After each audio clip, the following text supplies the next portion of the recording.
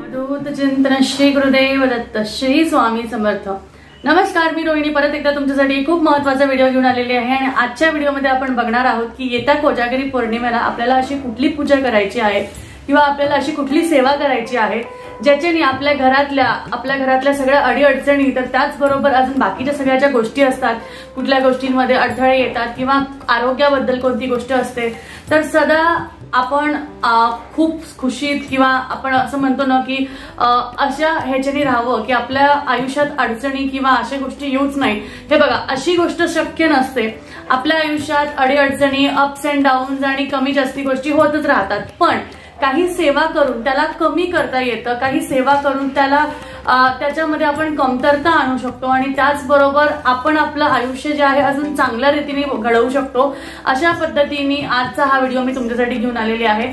तर येत्या कोजागिरी पौर्णिमेला म्हणजेच 9 ऑक्टोबर 2022 या दिवशी तुम्हाला रात्री कोजागिरी पौर्णिमेला तुम्हाला एक छोटीशी सेवा करायची आहे। ती सेवा तुम्ही आधी सुद्धा करू शकता आणि त्याचबरोबर अजून त्याबद्दलचे बरेचसे प्रश्न आहेत, त्या प्रश्नांची उत्तरं सुद्धा मी तुम्हाला आता देणार आहे। तर बघा, येत्या कोजागिरी पौर्णिमेला तुम्हाला रात्री 12 वाजता शक्यतो तुम्ही काय करता, तुम्ही दूध जे आहे मसाला दूध करता, ते चंद्राच्या खाली ठेवता आणि त्याच्यावर चंद्राची सावली पडली की मग ते घरातल्या सगळ्यांनी आपण ते घेतो। बरं, हे करण्यामागचा हेतू काय आहे? हे करण्यामागचा हेतू असा आहे की त्यावेळेस सायंटिफिक रिझन जर आपण बोललो तर त्यावेळेस ज्या रेज त्या चंद्रापासून आपल्याला मिळतात त्या ऍक्च्युअली आपल्या बॉडीसाठी, आपल्या हेल्थसाठी खूप चांगल्या असतात, त्या आपल्या आरोग्यासाठी खूप चांगल्या असतात आणि त्यामुळे आपल्याला ते दूध जे आहे आपण सगळे एकत्र घेतो आणि त्याचं खूप महत्व आहे। बरं, त्याचबरोबर नुसती तीच गोष्ट करणं आहे का? तर नाही, तुम्हाला त्याबरोबर एक छोटीशी पूजा सुद्धा करायची असते। तर ती पूजा नक्की तुम्हाला काय करायची आहे ती सुद्धा मी तुम्हाला सांगते। बघा, कोजागिरी पौर्णिमा हा अख्ख्या वर्षभरातला एक असा सण आपण म्हणू शकतो ज्या दिवशी तुम्ही भगवान विष्णू, भगवान लक्ष्मी, कुबेर, इंद्रदेवता आणि चंद्रदेवता यांच्या सगळ्यांची आपण पूजा एका दिवशीच करतो। तर ही जी पौर्णिमा जी आहे ती अश्विन शुद्ध कोजागिरी पौर्णिमा म्हणजे अश्विन महिन्यातली जी पौर्णिमा आहे तिला खूप खूप महत्व आहे। त्यामुळे ह्या दिवशी आपण जेवढा देवीला मान देऊ तेवढा कमी असतो। त्यामुळे ह्या दिवशी जी कोजागिरी पौर्णिमा आहे म्हणजे ह्या दिवशी आपल्याला जेवढी लक्ष्मी मातेची, विष्णू भगवानांची सेवा करता येईल तेवढी आपल्याला सेवा करायची आहे। तर बघा, तुम्हाला नक्की काय करायचं आहे, तुम्हाला अजिबात काय करायची गरज नाहीये। तुम्हाला मी जस्ट आता सांगते, मी इथे माझ्या देवाऱ्या शेजारीच बसली आहे, मी तुम्हाला मांडून दाखवणार नाही पण तुम्हाला एक अंदाजे सांगणार आहे की तुम्हाला कशा पद्धतीने पूजा करायची आहे। तर तुम्ही बघू शकता, तुम्हाला काय करायचं आहे, तुम्हाला त्या दिवशी भगवान विष्णू, पौर्णिमेला आपण सत्यनारायणाची पूजा करतो, तर त्याचमुळे विष्णू भगवानांची जर का आपण पूजा करत आहोत तर लक्ष्मीची सुद्धा पूजा केली पाहिजे आणि लक्ष्मीची जर का पूजा करणार असेल तर त्यांच्याबरोबरच विष्णू भगवानांची पूजा ही केल्याच गेली पाहिजे। कारण विष्णू कसं असतं, जर का लक्ष्मींना हे कळलं की आपल्या भगवान विष्णूंची सुद्धा या घरात पूजा होत असते तर ती जास्ती प्रसन्न होते आणि त्यांचा जो आशीर्वाद आहे तो आपल्यावर जास्ती राहतो। तर त्या पद्धतीने आपल्याला भगवान विष्णूंची सुद्धा पूजा करायची आहे। त्याचबरोबर आपल्या घरात कुबेर म्हणजे धन धान्य, आपल्या घरात भरपूर धन यावं, ते म्हणजे परत जाऊ नये किंवा आपल्या घरातले जे धन आहे ते भरभरून राहावं, त्यासाठी आपल्याला कुबेराची सुद्धा पूजा करायला हवी। आपण जे म्हणतो की कुबेर यंत्र पूजायला हवा, तर कुबेर यंत्राची सुद्धा आपल्याला पूजा करायची आहे त्या दिवशी किंवा कुबेराची सुद्धा पूजा करायची आहे। त्यानंतर इंद्रदेवताची पूजा आणि चंद्रदेवताची पूजा ही शेवटी तुम्हाला करायची आहे। तर अशा पद्धतीने करायची। आता पूजा म्हणजे काय करायचंय?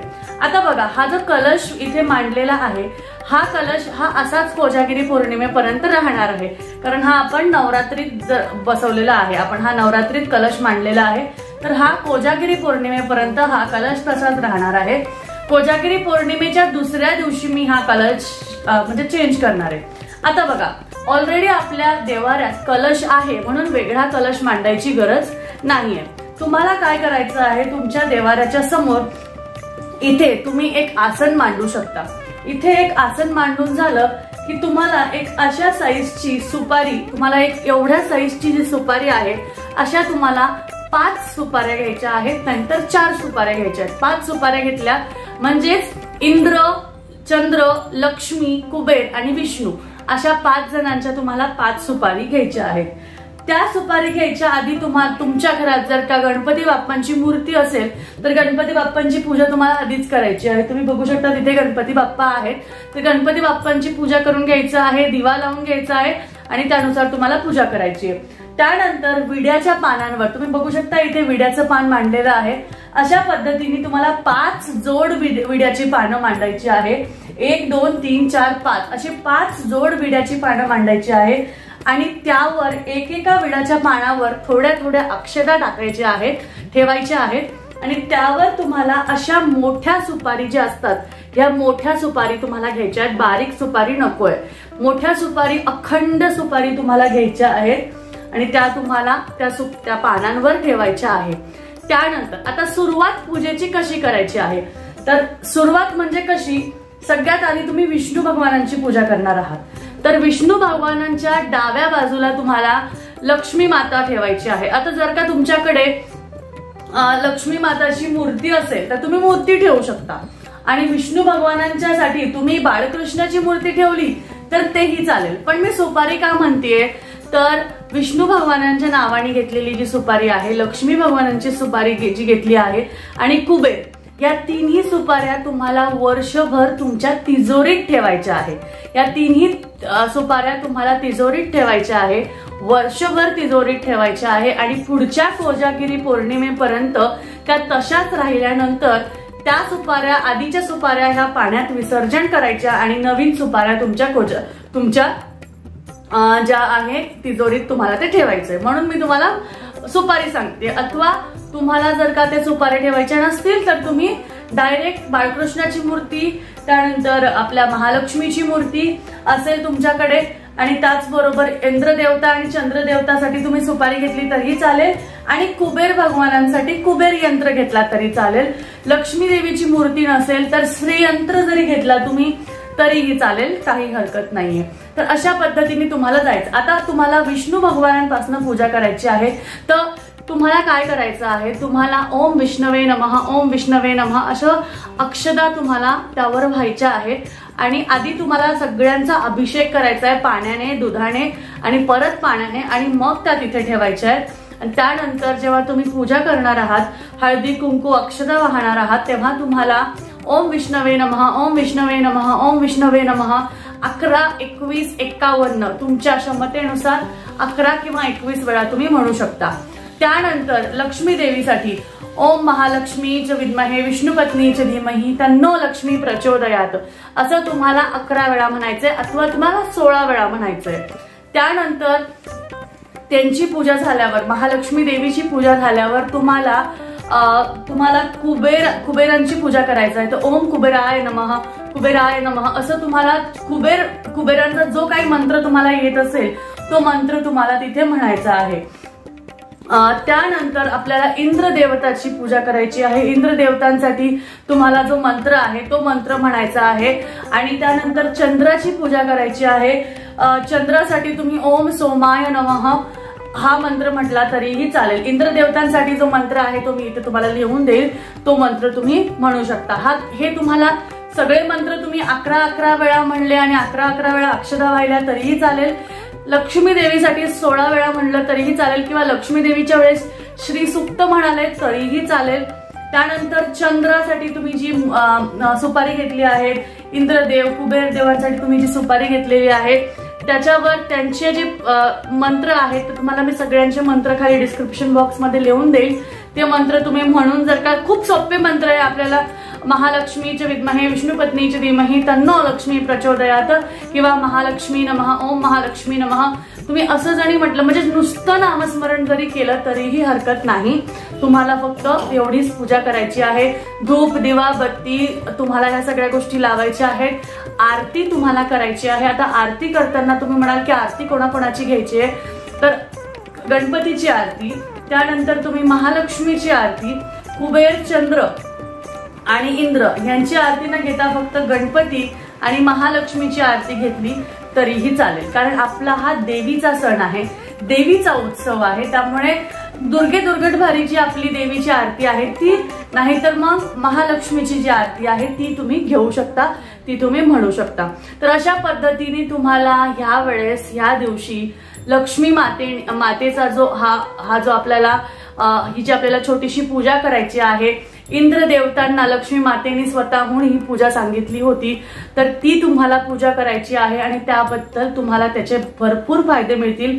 बरं, ती पूजा तुम्हाला कधी काढायची आहे? दुसऱ्या दिवशी काढायची आहे आणि त्यानंतर त्या सुपाऱ्या तुम्हाला तुमच्या तिजोरीत ठेवायच्या आहे. चंद्राची सुपारी आणि इंद्राची सुपारी तुम्ही ते विसर्जित करू शकता. फक्त कुबेर, लक्ष्मी आणि विष्णू यांची सुपारी घेतलेली तुम्ही तुमच्या तिजोरीत ठेवायची आहे.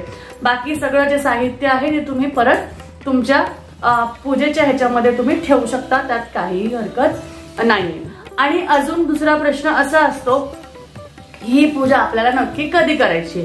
आता पूजा मांडणी तुम्ही 12च्या आत करून ठेवू शकता, पण जेव्हा तुम्हाला ते मंत्र म्हणायचे आहेत तर 12 वाजल्यापासनं मांडणी तुम्ही आधी करून ठेवली आणि नंतर मग मंत्र वाचले तर ते सुद्धा चालण्यासारखं आहे, काही हरकत नाही. तुम्ही आधी पूजा मांडणी करू शकता आणि त्यानंतर तुम्ही मंत्र उच्चार करून तुमची पूजा जी आहे ती करू शकता. तर अशा पद्धतीने तुम्हाला ही पूजा करायची आहे. खूप साधी सोपी पूजा आहे आणि तुम्हाला नैवेद्य काय दाखवायचा आहे? तोच मसाला दूध जे तुम्ही करता त्याचाच नैवेद्य दाखवायचा आहे आणि बस तेवढंच त्या गोष्टी आहे, तुम्हाला तेवढ्या हिशोबाने करायचं आहे. हे तुम्हाला 12 वाजल्यापासून तर 12:40 ह्या गोष्टी करायच्या आहेत. त्याच्या आधी किंवा त्याच्यानंतर थोडा उशीर झाला 5-10 मिनिटं ठीक आहे, काही हरकत नाही, पण 12 वाजता सुरुवात तुम्हाला ही अगदी 12 वाजताच करायची आहे. चंद्राची पूजा करायची आहे. तुम्हाला चंद्र जर का दिसला तर चंद्राची पूजा करा आणि त्यानुसार तुम्ही दूध वगैरे जेव्हा दाखवलं नैवेद्य दाखवा आणि त्यानुसार तुम्ही सगळ्या गोष्टी करू शकता.